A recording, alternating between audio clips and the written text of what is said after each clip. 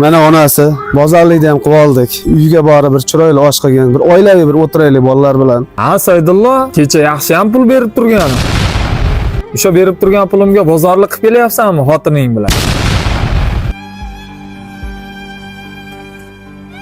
Ha, kecha pul kerak deganiga 1 million qarz berib turdim-da, o'shani aytyapman. Nima qilshyapsan? Kecha pul kerak bo'lib, itga ham tiz cho'kmoqchi bo'lib turganingda men kor keldimmi? Dadasi, yuring, shularga teng bo'lmang. Buni qara qilgan shuni. Ha, rahmat oshna. Ha, yaxshi ham berib turibsan. Ha, bugun ro'zg'orligimni qilib oldim desa, olamga ustonadi. Men xursand bo'lib qolardim. O'zi odamlarga yaxshilik qilib bo'lmay qolibdi oshna. Ha, shunday degan. Mana u senga. Tushunmadim. Nimasiga tushunmaysan? 1 million qarz berganmiding? Mana oshig'i bilan. Qolganiga ko'ylak lozim olib, xotining bilan kuruklarga borgin, xo'p?